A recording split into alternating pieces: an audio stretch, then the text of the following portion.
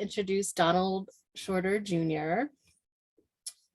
And just a quick intro, we know each other because we were both new and junior faculty at the same institution in Texas. And one in which I quickly learned upon arriving that it was a really big deal that a non-binary trans-identified professor like me was walking around the halls. I worked in the largest, whitest department on campus. And so on one hand, students would run up to me and ask me about my identity and then kind of run away once their curiosity had been sated. And then on the other hand, students would drop my class after I asked them to privately indicate what their pronouns were on an index card at the start of the semester. So that was kind of the environment that we worked in. And Donald and I collaborated to organize the first LGBTQ poetry slam on that campus with Donald, AKA Francesca, as our MC. And her energy and work around uplifting the narratives around race, gender, sexual orientation, gender identity, and expression, which are often left behind, was really inspiring to me as a colleague and also to our students. I would encourage you all to check out Donald's work as an artist. It's really beautiful, breathtaking, and inspiring. And Donald's work is organized around the question, can this body be free? Which I think is a really important one to approach the kind of work we're doing today. So the question that I want to lift up is, what would it take for our trans and non-binary students to feel free? Now I'm going to pass the mic to our wonderful guest, Donald Shorter. OMG, that was so amazing. I'm going to stop sharing screen. Thank you so much for the introduction. Thank you all for having me. As someone who works in higher education, I know that these things take a lot of effort, right? Proposals have to be written, committees have to meet. And so I just want to express my gratitude for inviting me into the space. Yeah, just thank you so much for that. So my name is Donald Shorter. My pronouns are he, she. I am an assistant professor of theater in the Department of Theater, Arts, and Dance at the University of Texas at Arlington. Like I said, my pronouns are he, she. I just want to first take a minute to do a land acknowledgement from where I am. And so I acknowledge Indigenous peoples as the traditional stewards of the land and the enduring relationship that exists between them and their traditional territories. The land on which I sit is that of the tribe of the Kickapoo. I acknowledge the painful history of genocide and forced occupation of their territory. And I honor and respect the many diverse Indigenous people connected to this land on which we gather from time immemorial. My research is connected, as you heard, my research is connected to expanding LGBTQIA+ narratives in theater and dance. Sometimes that is an interdisciplinary form. Sometimes it's very literal in terms of it being a monologue, or it could be a movement idea. And so you could go to my website and see all of the things that are happening there right now. So I just really quickly want to just sort of set some things up before we get into the main reason as to why we're here. But I just essentially want to say that for me, this isn't about waving a magic wand, right? Like, this isn't something that I can do one time or we can do one time and there's going to be perfect solutions and all bad habits are going to be broken. There's not a happy ending or a way to sort of like tie this up into a bow. I said, for me, being able to facilitate this today is about finding a starting place and having and creating conversations which should lead us to plans of action, right? So I think many times we are really good at sort of the conversations and sort of we seem to maybe fall off at the action route. So I really want to sort of like find ways through which we can create plans of action moving forward. And so as a facilitator, I am not speaking for all. I will be using personal experiences and personal statements that are related to me being gender nonconforming in higher education as a student. But I do want to say that everyone's experience is valued and respected. And so essentially, I went to undergraduate school at West Chester University in West Chester, Pennsylvania, which was in Chester County, which was a very conservative, the most conservative county in Pennsylvania. At the time, I did not know it. This was 1998. I was 18 years old. And I learned very early on that I was having problems as it was related to succeeding in the classroom. But I did not have language to understand why. Around this time in the country, it was affirmative action, right? Let's just let in diverse people, diverse students, but let's still uphold and maintain white supremacy and whiteness and white ideals in terms of who teachers are, faculty, right? Policies and procedures, right? And so I was finding all of these disconnects, right? And it was not uncommon for me to be called racial slurs and or homophobic slurs on and off campus, right? And so that allowed me to not feel safe anywhere, right? It didn't allow me to have belonging, community, and it didn't allow me to feel safe, and it did not allow me to want to be engaged in the classroom. So I'm sort of navigating all of this terrain, don't have any language for it. There haven't been case studies on it, at least to my knowledge, there weren't at that time. And as an 18-year-old, I didn't know how to access resources that would provide me with the information to understand what was going on.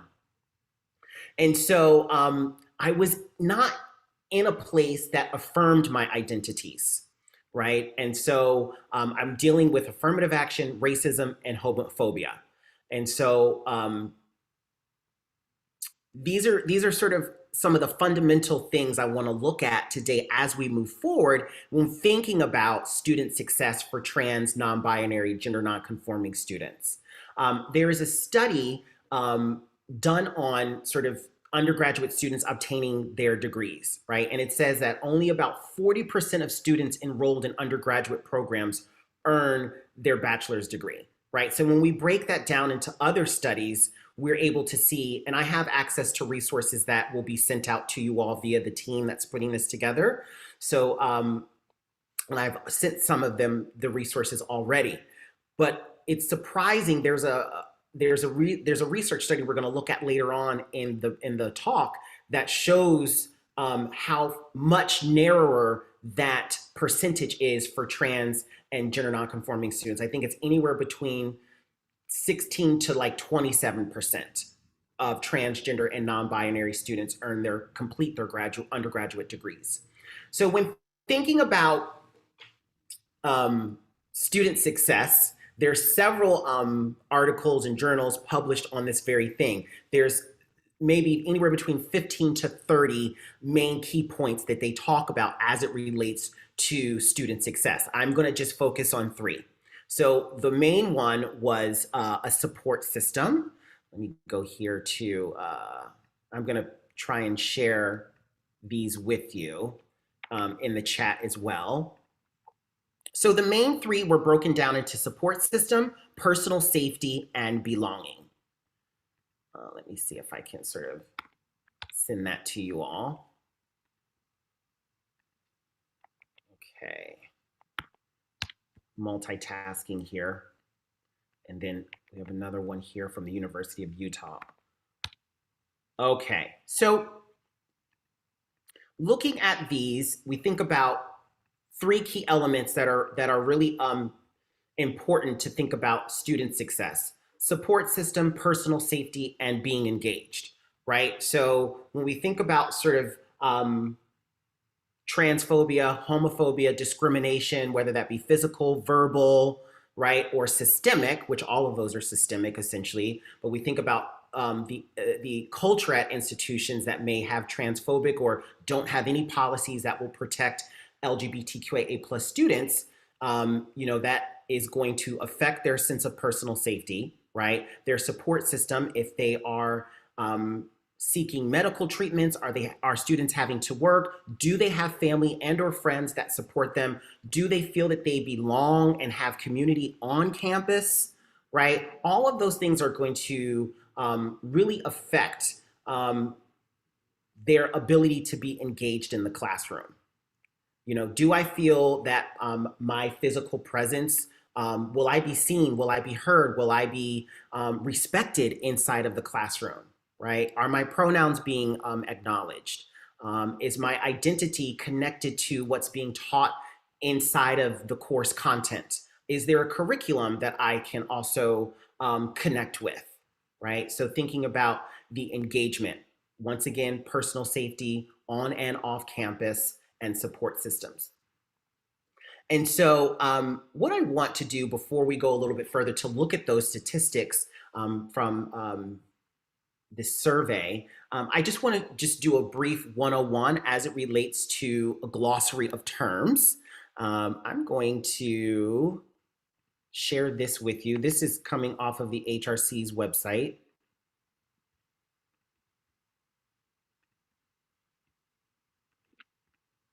And I'm not going to go over all of them, but just some of them. Let's see if I can share screen here.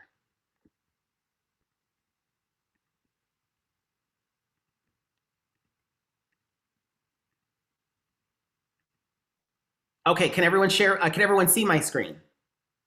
Okay, great. So here we have glossary of terms. I'm just going to essentially go over just a couple, just a few. Ally, a term used to describe someone who is actively supportive of LGBTQIA plus people. It encompasses straight and cisgendered allies, as well as those within the LGBTQIA plus community who support each other. Cisgender, a term used to describe a person whose gender identity aligns with those typically associated with the sex assigned to them at birth. Gender identity, your innate sense of your gender, right? Gender binary, a system in which gender is constructed into two strict categories of male or female.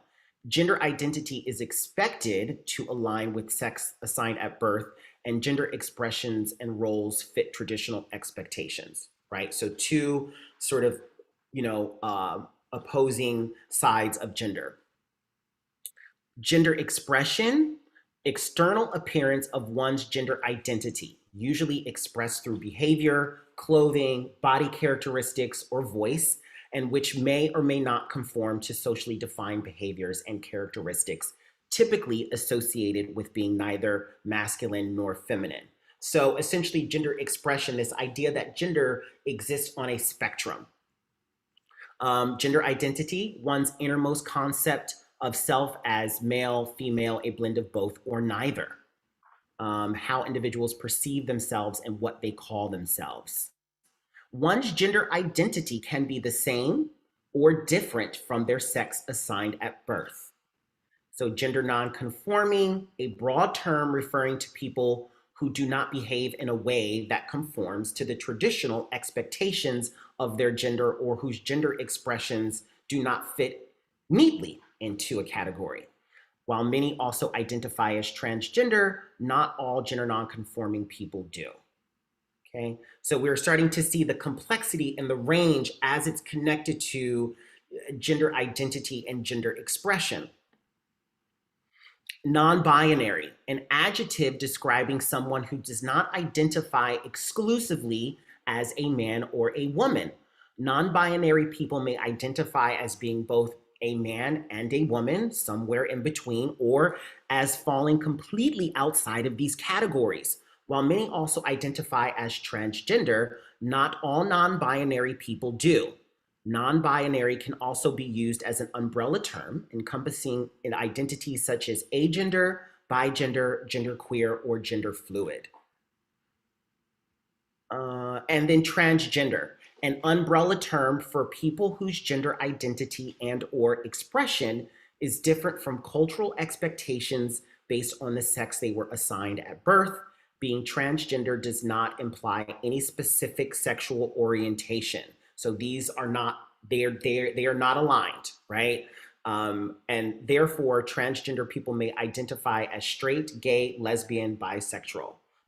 Once again, there is a complete range as to how we can, those of us in the LGBTQA plus community can identify. So a little bit of 101, I just wanted to just throw that out there. I want to go ahead next and share a video that just sort of further explains that with some animations, right? Have some fun with it. Okay. I'm going to go here. Oh, I'm going to stop that. Hold on. Google Chrome. Yes, this is what we want.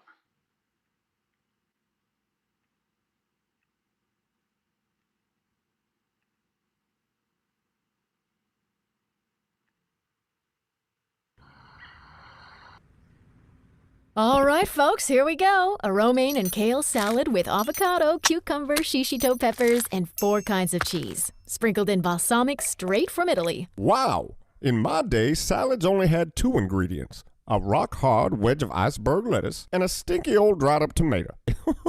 Sorry, guys. I'm gonna have to eat fast. Alex is stopping by in a few minutes to work on our robotics project. Alex, is that the girl with that weird dog or the boy with the hat with the wings that flap? No, Uncle Jay. This is Alex. Oh, okay, I remember. A very nice young, come to think of it, well, is Alex a boy or a girl? Actually, Alex doesn't define themselves as boy or girl. What else is there? Back in your day, most people understood the world in terms of just boys and girls. But now, we know gender is more complex than that. Wait, aren't we just talking about whether you're born with a or a hee? When you're born, your sex is assigned in a medical way, but the sex listed on your birth certificate may not necessarily match your gender identity. Gender identity is a person's inner experience of who they are in terms of gender, their deep personal sense of being male, female, a blend of both, or neither.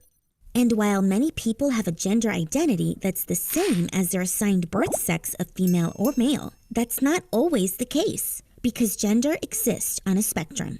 Like transgender, which means a person whose gender identity is not consistent with their assigned birth sex. Non-binary, which means a person whose identity doesn't fall in the category of either male or female. And genderqueer or gender fluid, which means a person who does not identify themselves as having a specific gender at all. Does gender identity have to do with being straight or gay? Actually, no. Gender identity has to do with the way you feel about yourself, while sexual orientation is based on the way you feel toward others, the people you may or may not be attracted to. You know, I really like Alex, and I can tell they're a good friend to you, but I'm still pretty confused about all of this. That's okay. You don't have to fully understand someone to respect them. To start, try not to make any assumptions about a person's gender, and use the name and pronouns that they ask you to. Above all, be a friend or ally for people of all gender identities. That's right, Mom. Oh, Alex is here. Come on in. Hey, everyone. Oh, hey, Alex. Care for some salad? The balsamic's right from Italy, you know.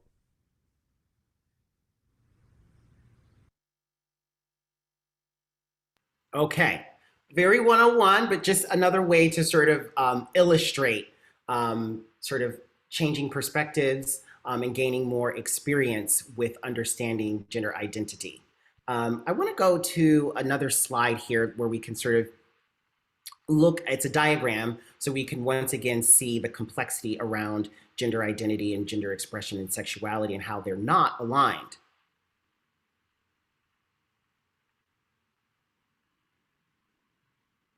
And so here we have this idea of normative man, normative woman. This is a gender binary, and sort of seeing that once again, it is a spectrum, right?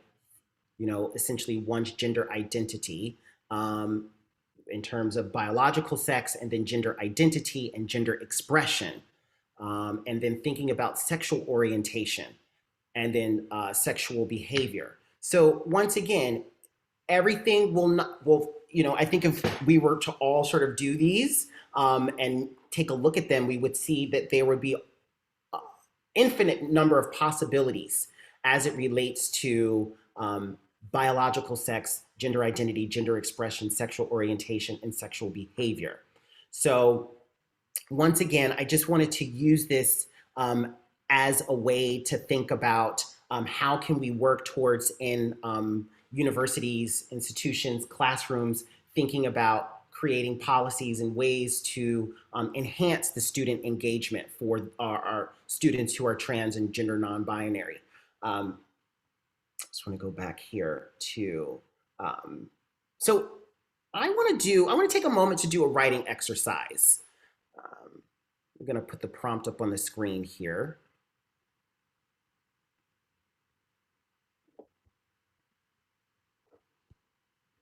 Let's see here.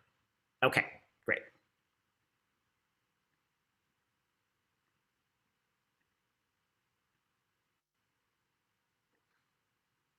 So it says take 5 minutes. I'm going to say let's take 3.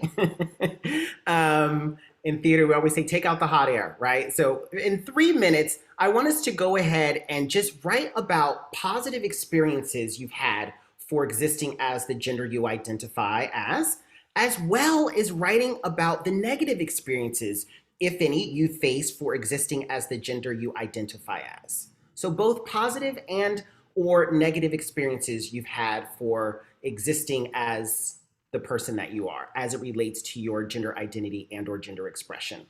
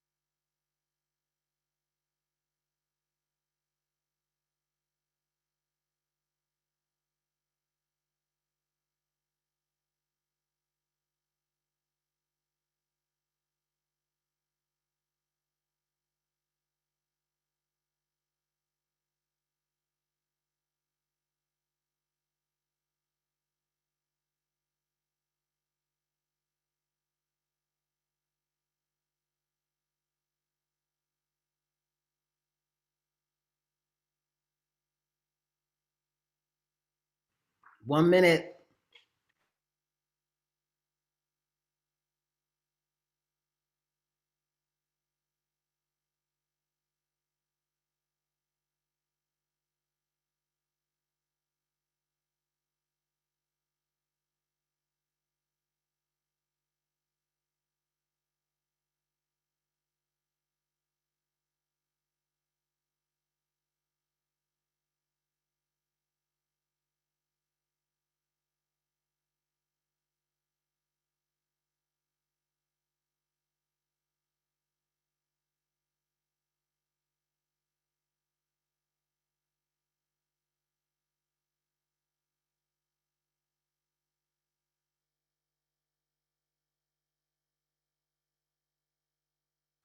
Okay, that is time.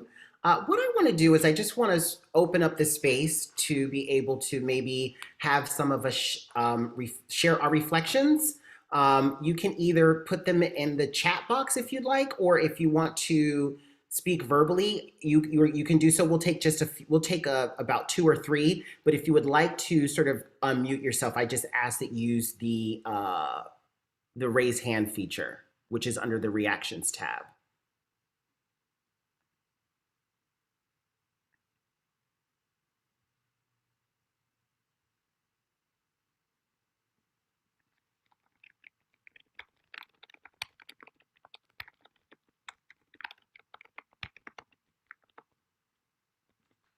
Okay, Diana Knight. I can break the ice. I'm always willing to talk. I would say I'm always willing to talk, and now I'm tongue-tied. Okay, so my identity as a woman anything positive, all I could think of was like based on my looks, like what I'm wearing or hairstyle. People compliment how I'm dressed, and it has to do with what I look like. All the negative things I can think of have to do with my capabilities, that either someone is surprised I can do something, I shouldn't be able to do something, or impressed that I'm capable of doing something, or about how I'm allowed to look. This got me thinking more deeply because as a child, I think I experimented with different gender expressions. And so I'm like, okay, I guess my identity is a woman because that's how I've lived as a girl, and a woman because that's how I've been told to live because of my sex assigned at birth. But had I had the option of expressing myself differently, would I come to know myself with a different gender identity? I don't know, maybe. So this is presuming that my identity matches my sex assigned at birth because that's how it is how I've been identifying and expressing myself and living my life. But truly, I have to think about, if I were free, would I identify differently? So it got me thinking a little more. But the basic is positives about being a woman are related to looks, and negatives are related to capabilities. Thank you, Diana. Rose Anderson. Hi. So as identifying as a woman, something positive is, I think that people assume almost immediately that you're going to be more nurturing, which kind of opens you up to people approaching you more often. And I used to work in mental health, so that it helped a lot with working with teenagers, especially just kind of having that nurturing feeling that they associated with me. But a negative is kind of the opposite of what Diana was saying, as far as people were very impressed that I could do tasks that are just considered like a simple task, but they're considered more masculine, like mounting my TV on the wall. People were impressed I could do that on the first try. So little things that people assume are like a masculine task, it's like so impressive that I could complete it, where someone would give someone who identifies as a man a hard time if they couldn't do it. Yes, thank you, Rose. Let's see. Okay, I'm just checking the chat. I don't see anything coming in the chat there. What I want to do is I want to spend the rest of the time going over this this survey. So I'm going to sort of minimize my screen here so I can look at this survey. So this is, once again, this will be emailed to you all. This is called Transgender Students in Higher Education. This is, well, maybe I'll share the screen. Let's see if maybe this might be useful.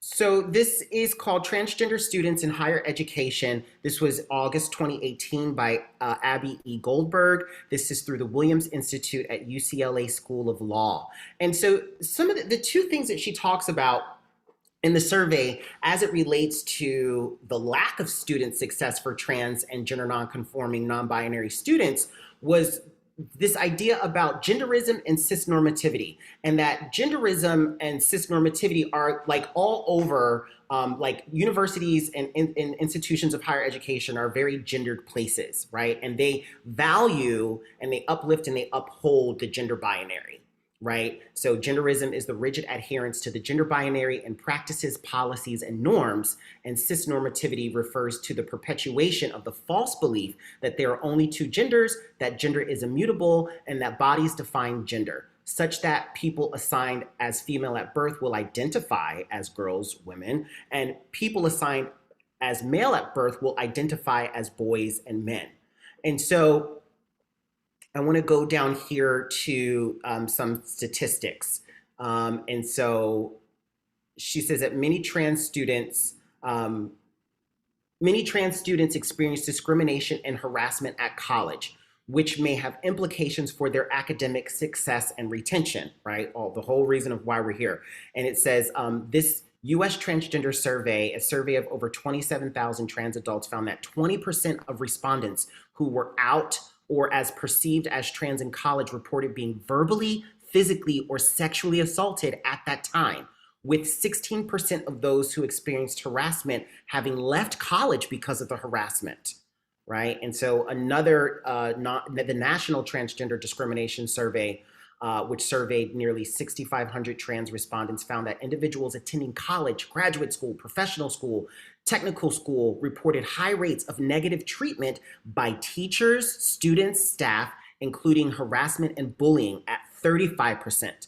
So according to the survey, participants experienced a variety of barriers to attendance in school, including harassment, financial issues related to transition, and lack of financial aid. That in some cases forced them to leave. So it says students of color and trans women were especially likely to highlight these barriers. 19% of trans first-year students reported major concerns about financing their college education, compared to 12% of a national sample, concerns that are supported by data showing that these trans students, A, came from families with lower annual parental income, B, received more financial aid compared to the national sample. So estimates indicate that as many as 75% of trans students feel unsafe in high school. 50% of trans students reported being prevented from using name or pronouns that match their gender, right? And that's coming from high school. So that the discrimination that many trans and non-binary students are facing in high school carry over into higher education, right? And so you can see that if students are already facing such high levels of discrimination, negative experiences around their identity and gender expression, that's going to greatly affect their ability to succeed in the classroom. I myself, one of the topics that is found in this article or study states that one of the major areas as it relates to gendered spaces, bathrooms, dormitories, right? And so I was a freshman in 1998, and my roommate moved out because I was gay, like the first third of the semester, right? So now I have to deal with the embarrassment that he moved out because I was gay, which I was openly gay, but still, and not knowing how safe could I be. Was he gonna attack me? Was he gonna get other people to join in? And now I'm left with having to be in a dormitory where now everybody knows that I'm gay, and is the resident director just gonna throw me someone because he needs to fill a bed? So essentially what I then had to do was go to the resident director and say, hey, listen, I'm gay, and I am really concerned about my safety. So you can't throw anybody up in here. I could literally be physically attacked anytime. This was no technology, so no cameras, right? And so he said, wow, thank you for letting me know. He said, I can't just give you your own room, but what I can do is allow you to vet. I could interview. If I knew someone who was looking for a room, then I could just refer them to the resident director, and they would just take care of the paperwork. Or I could essentially just interview people. So I then had to interview about 3 guys, and it was very straight out and said, hey, you cannot be homophobic. If that's a problem with you, then you can't live here. And luckily it worked out. But once again, we're starting to see all of these issues that are connected to student success. Right. So if I'm afraid about where I live, I'm not sleeping, I'm not eating, then how am I going to be able to show up to class and just be able to learn? I'm going to go back. I'm not going to share my screen. I may sort of highlight some other points, but essentially I have about 8 minutes left. I just want to sort of highlight some other issues that it's talking about. And so it really, once again, wants to call out and look at the ways in which college and universities are being very gendered, right, in their policies and procedures as institutions. So one of the things I want to sort of put out there for us to think about in terms of moving forward is to be able to look at the climate. You know, like what is the gender climate in our own classrooms, in dormitories, in buildings, right? Like, are there bathrooms? Are there certain spaces that are safe for trans and non-binary students or inclusive? Thinking about the classroom climate, how says, in turn, faculty can play a powerful role in reinforcing or resisting the transphobic treatment that students may face on campus and society at large. Faculty are often unwilling to or resistant to using students' affirmed names, right? And so in terms of, as an educator, I have an inclusion statement in my syllabus that says you have the right to present yourself in this space however you want to, whatever name you want to be called by, whatever your pronouns are. I will respect those, and they have the right to change at any time, no questions asked. I also don't require my students to use their pronouns because some of them may not want people to know their gender identity. So I say that you don't have to out yourself, but if you do want, I do want to see you and honor you and respect you. So if that's something that you're not comfortable doing, you don't have to do it now. But if you want to send it to me in email, so when I do have email exchanges with you, I can properly address you. I had a student change their name from Morgan to Maddie this semester, and is now using he, they pronouns. And this wasn't something it came out in a presentation, right? Like, it wasn't a formal thing, and I just had to grasp it. I was like, okay, this is what, and I had to go with it, and now that I'm addressing Maddie, I see the ways in which they're now more further engaged in the class, and so scrolling down here a little bit more, thinking about faculty advisors and mentors, right? Like, are we having a diverse set of faculty and staff that look like our students, right? That have research agendas that align with the identities of student populations, specifically to trans and non-binary students. And then thinking about mental health, counseling, and healthcare. I want to see if there's any statistics listed down here. Research indicates higher rates of distress among trans college students, suicidal ideation, and eating disorder diagnosis. And so found in 2017, found trans students were more likely to report frequently feeling depressed, as well as feeling overwhelmed. So, mental health is very important. So some statistics here, it says almost 58% of students reported at least one mental health diagnosis, and another 27% said they struggled with mental health concerns that had not been diagnosed.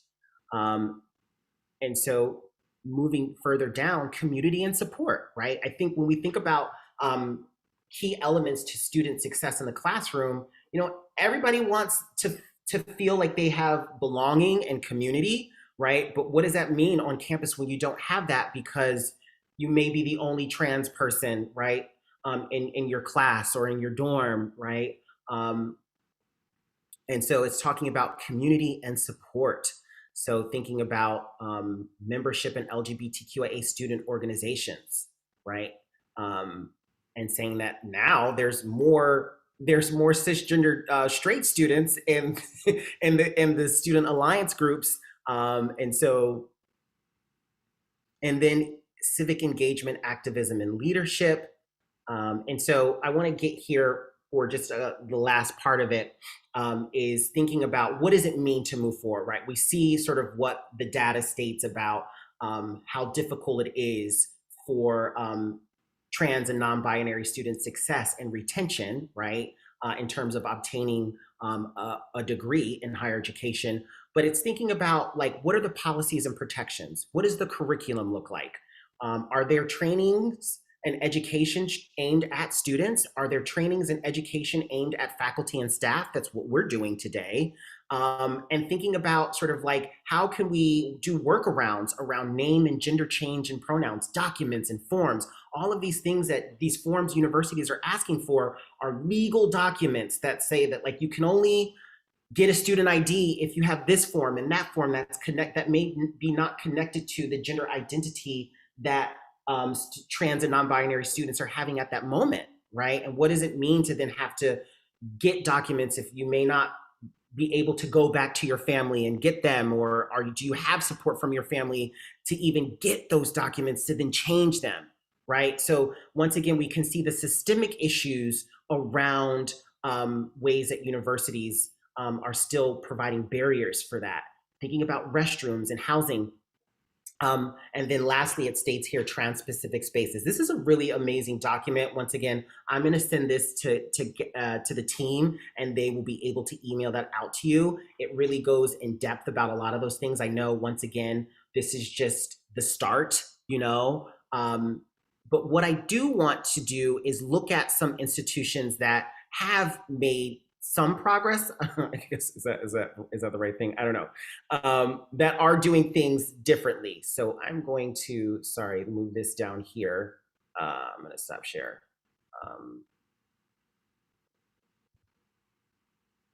Okay, just really quickly, I want to go to Barnard College, a women's college. I want to look at sort of the policies that they've created. I know I have like one more minute. So Barnard here, once again, on their acceptance page, has a transgender policy, right? So it has frequently asked questions. I want to go to, in furtherance of our mission, tradition, and values as a women's college, and in recognition of our changing world and evolving understanding of gender identity, Barnard will consider for admission those participants who consistently live and identify as women, regardless of the gender assigned to them at birth. Now, it gets a little bit tricky. So it says, who is eligible for admission? What does it mean to consistently live and identify as a woman? Right? Are trans women eligible? What are individuals who identify as non-binary or gender non-conforming eligible for admission? It says Barnard accepts applications from those who consistently live and identify as women. To be considered for admission, application materials should support this self-identification. So once again, it says trans men, no, trans men are not. This is, you know, so ways that we're seeing how institutions are creating policies or language to sort of identify what that means for students who are interested.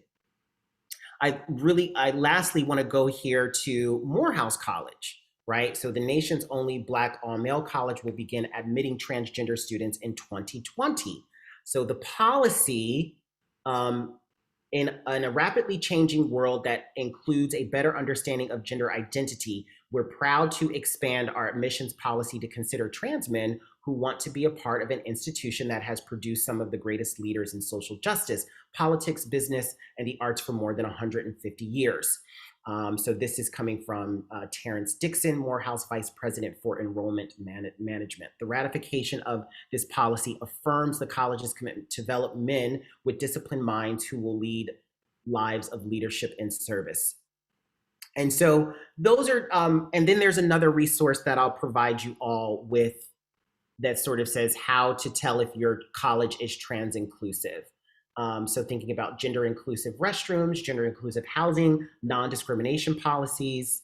I'll provide a visual really quickly, and then I'll be done. So non-discrimination policy chosen name and pronouns option, health and counseling services, affinity groups, trainings, coursework and research opportunities, financial.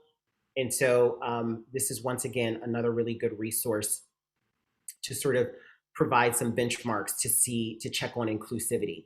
And so, you know, I think it's really about sort of like identifying the problem or the issues, right? Maybe hearing from trans, non-binary, non-conforming LGBTQIA students, faculty, and staff, right? And sort of thinking about what do they need, right? And how can we provide resources, you know, access to resources, and what are the access or the roadblocks to access that need to be removed, you know, and thinking about creating policies and procedures, right? And so I always say with sort of like systemic change, that may seem radical, it definitely can't be done by one person, right? It's a collective effort. Like, you know, it all it does is it does take one, right? But there is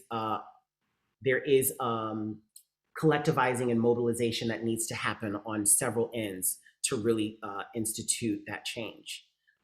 So thank you so much for being in this space with me. I hope I was able to offer some things that are useful to you and your institutions. Like I said, this is not to wave a magic wand. And so this is to, once again, get the ball rolling in order to be able to create action plans. So, so those policies and procedures can take place. So thank you so much. Thank you so much, Donald. So we're going to take just a brief break so folks could grab some water or a bathroom break. But please don't leave. I mean, unless you have to, then we'll forgive you. But because we want to do work together, you know, institution specific work. And so we're going to be doing case studies together in small groups. So we'll play part of a song, and then when the music is over, then we'll be coming back and working together.